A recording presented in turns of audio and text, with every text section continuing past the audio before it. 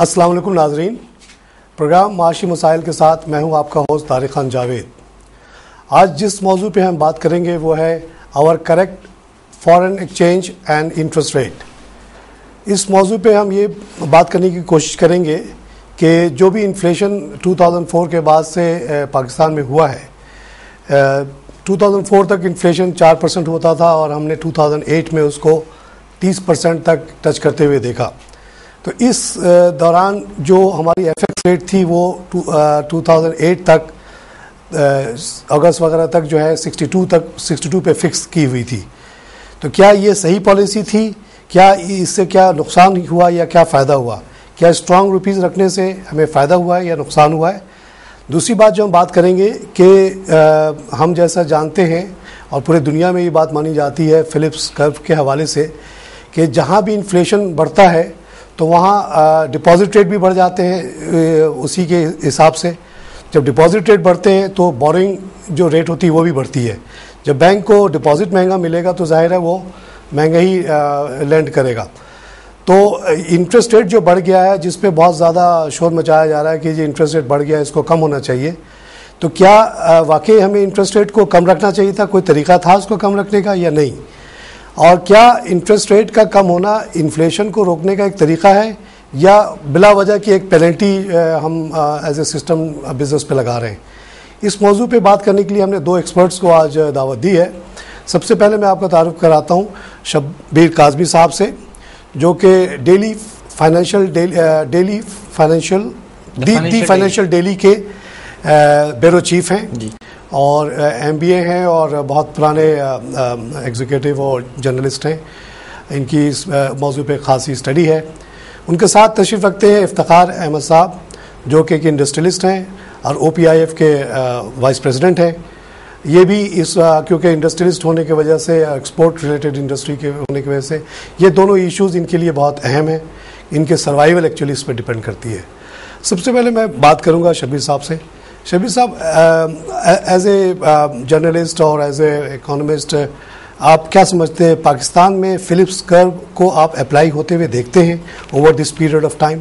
देखिए जैसे यहाँ मेरी थोड़ी सी अपनी ज़ाती राय जो है, एक प्योरली एकेडमिक डिस्कशन होता है, एक एड्रेसिंग द ग्राउंड रियलिटीज़ है।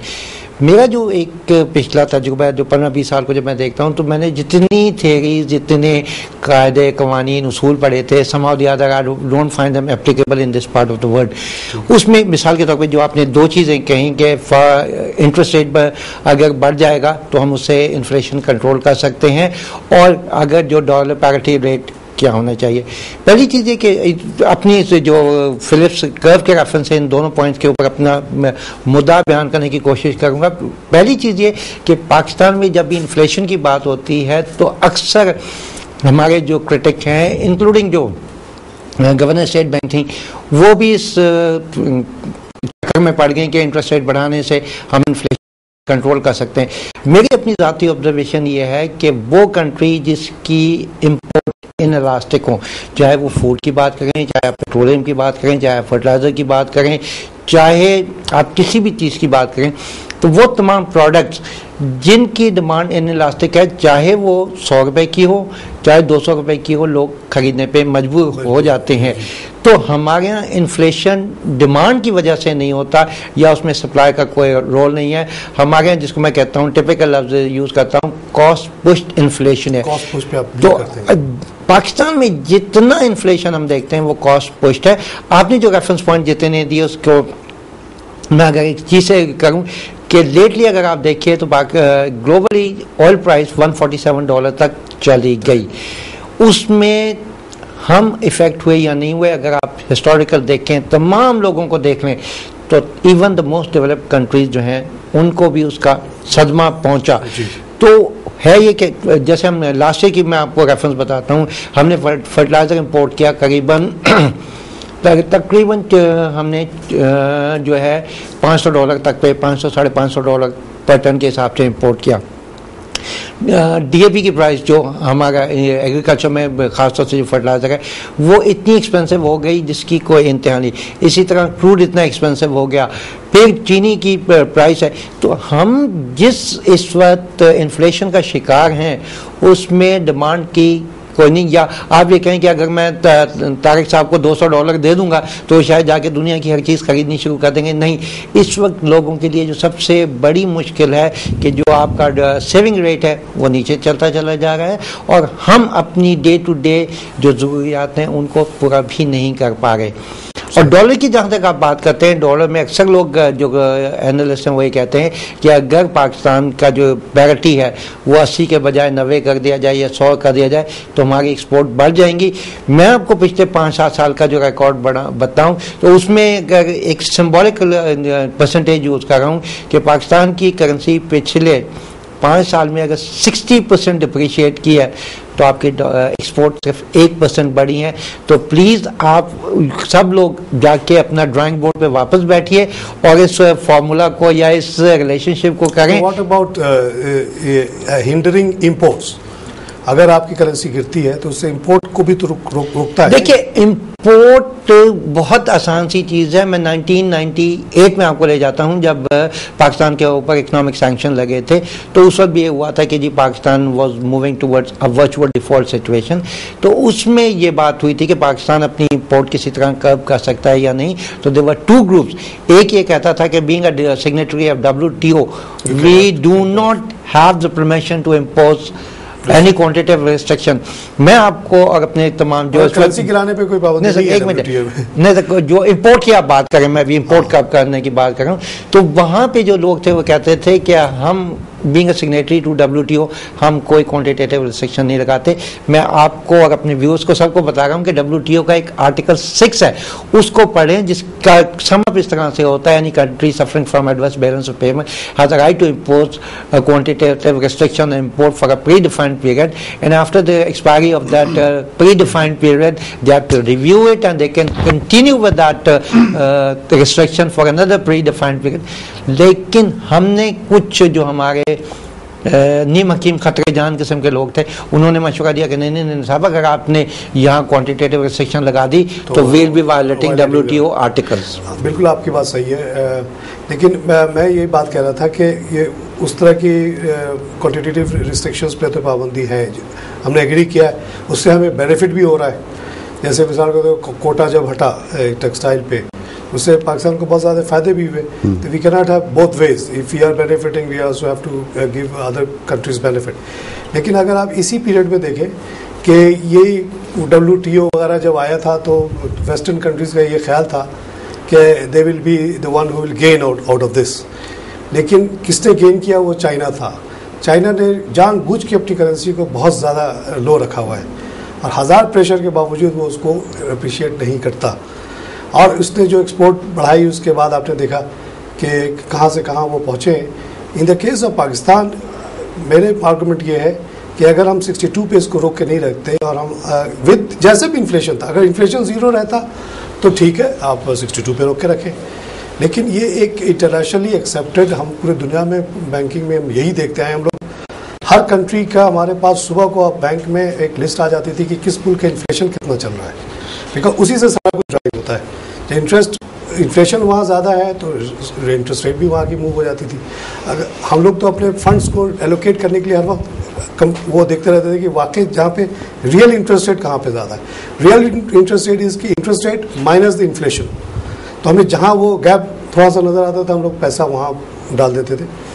तो हमने हमेशा यही देखा कि जहाँ इन्फ्लेशन हुआ वहाँ उसी हिसाब से थोड़ी सी जो इंटरेस्ट रेट मूव कर जाती है और उसी के बाद फ़ौरन हम देखते थे कि वो करेंसी भी डाउनवर्ड चली जाती थी।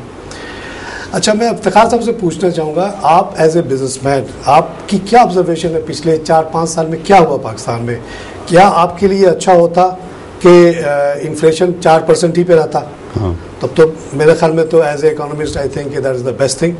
4% भी नहीं, मैं तो कहता हूँ 0 इन्फ्लेशन होना चाहिए। पूरी दुनिया में 0 इन्फ्लेशन है, जापान में इस वक्त 0 है, जर्मनी में 0 है, यूरोप में 0 है, अभी अमेरिका में भी 0 है। पहले 1-2% हुआ करता था।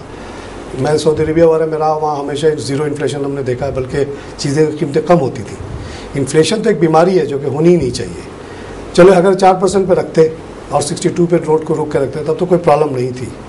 लेकिन हमने जो देखा कि 62 पे नोट रुका रहा और इन्फ्लेशन जो है 30 तक चला गया, तो आपके ख्याल में इससे इम्पोर्ट को इनकरेज हुआ और आपके जो चीज़ें बन रही थी लोकली, उनको उससे नुकसान हुआ है या नहीं हुआ है? जो लोकली बन रही थी उसको तो बहुत नुकसान हुआ मगर जिस तरह से इंटरेस्ट रेट बढ़ा है और जिस इंटरेस्ट रेट को भी छोड़ दो, हाँ, अभी हम बात कर रहे हैं सिर्फ एफएक्स पे। तो इस तरह से जो मतलब कि जैसे से मतलब कि डॉलर के रेट बढ़े हैं तो इससे तो एक्सपोर्ट को बहुत फायदा हुआ ना, बहुत फायदा हुआ। अगर जितने दिन नहीं बढ़ाया गया उतने दिन नुकसान हुआ, बहुत नुकसान, सारी इंडस्ट्री बंद हो गई, बहुत सारी बंद हो गई। अच्छा, इसी दौरान उसका इफेक्ट अभी तक चल रहा है, और आगे भी चलेगा। मगर जो जिस तरह से जो हालत, जो इन्फ्लेशन है और जो करेंसी का जो पोजीशन है, उस लिहाज से तो डॉलर को 90s में होना चाहिए। मेरी अपनी कैलकुलेशन मैंने सितंबर 2008 में लिखा था कि it should be 93 based on 50% accumulated inflation between 2004 and 8।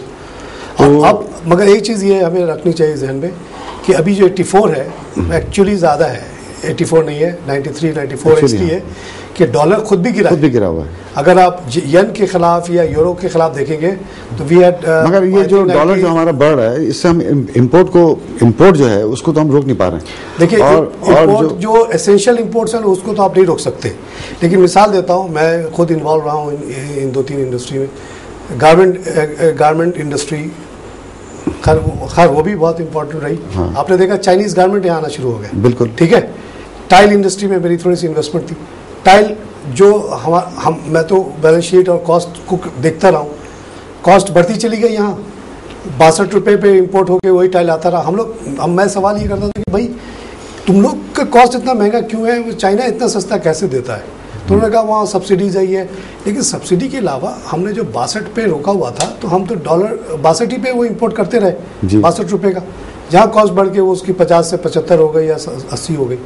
तो सारी हमारी इस तरह की जो इतनी अच्छी इंडस्ट्रीज थी बंद हो गई। वैसे भी मैं आपकी बात को थोड़ा सा काटूंगा, मतलब आपको इंटरप्ट भी कर रहा हूँ। और दूसरी चीज़ ये कि जो आप कह रहे हैं ना कि हमने डॉलर को जोर ज़बरदस्ती से 62 रुपये पे रोका हुआ था, वो जोर ज़बरदस्ती से नहीं रोका। अगर आप उस पीरियड का जिसमें को आप रेफरेंस दे रहे हैं, अगर उस दरमियान देखें तो आपके पास FDI आई, उस ज़माने में आपके पास यूनिलैटरल रेमिटेंसेस आई, उस सब को उस पीरियड के करें तो that was something like about 30 billion US$। वो मुल्क जिसमें 30 बिलियन डॉलर का इनफ्लक्स होगा, वहाँ ऑटोमेटिकली जो डॉलर की प्राइस है वो रहेगी। That was not manage. अच्छा, एक चीज़, दूसरी चीज़ जो सबसे बड़ी चीज़ सेंट्रल बैंक की जो ड्यूटी आती है, लेट मी कंप्लीट, वो होती है इंटरवेंशन।